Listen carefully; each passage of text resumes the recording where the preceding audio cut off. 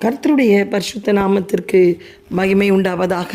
இந்த காலைவேளையை தொடர்ந்து தேவனுடைய வார்த்தையை தியானிக்க கர்த்தர் நமக்கு கிருபை செய்வாராக. 1 கொரிந்தியர் 8:1. அறிவு இருமாப்பை உண்டாக்கும், அன்போ பக்தி விருத்தியை உண்டாக்கும்.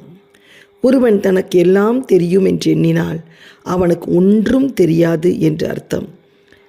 தமிழில் ஒரு ப்ராவர்ப் சொல்லுவார்கள், குறைக்குடம் கூத்தாடும், empty vessels make more noise. அதே வேளையில் ஒருவன் அன்பாயிருந்தால் அவனுக்குள் தேவ அன்பு நிலைத்திருக்கிறது. காரணம், தேவன் அன்பாகவே இருக்கிறார். பரிசுத்த ஆவியானவர் அனைத்து வரங்களையும் ஒரு உடையவனாயிருந்தும் அவனுக்கு அன்பு இல்லை எனில் அவன் ஒன்றுமில்லை. அன்பு ஒரு காலம் ஒழியாது. நீங்கள் தேவனில் அன்பாயிருந்தால் அவருடைய அன்பு உங்களுக்குள் காணப்படும்.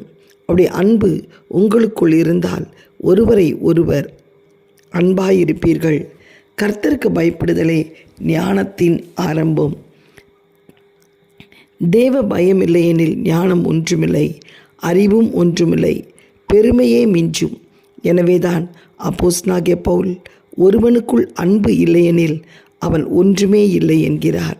அன்பில்லாதவன் மற்றவருடைய வாழ்க்கையில் எவ்வித பக்தி விருத்தியும் கொண்டு வர முடியாது.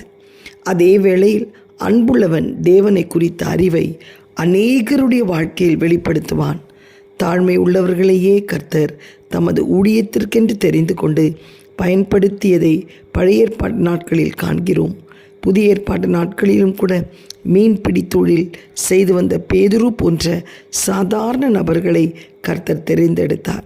பெந்தெகோஸ்து நாளன்று பரிசுத்த ஆவியானவர் இறங்கி வந்தபோது தேவ ஞானம் அவனுக்குள் கிரியை செய்ததினால் தேவனுடைய வார்த்தையை வல்லமையோடும் அதிகாரத்தோடும் பிரசங்கிக்க துவங்கினான். ஒரே நாளில் 3000 பேர் ரட்சிக்கப்பட்டு ஆதி திருச்சபையில் சேர்க்கப்பட்டனர். இன்று கிறிஸ்துவுக்குள் அன்பான தேவ பிள்ளையே, உங்களுக்குள் தேவனுடைய அன்பு கிரியை செய்யட்டும். அது தேவனுடைய ராஜ்யத்திற்கென்று செயல்படும்படி உங்களில் ஒரு பாரத்தை கொடுக்கும். உங்களுக்குள் இருந்து தேவ அன்பு அநேகரை தேவனை குறித்த அறிவுக்கு நேராய் வழிநடத்த முடியும். அதன் மூலமாக அவர்கள் வாழ்க்கை தேவனுடைய வழிகளில் செழிக்கும். உங்களுக்குள் காணப்படும் தேவ அன்பினால் அநேகருடைய வாழ்க்கை மறுரூபமாக்கும்.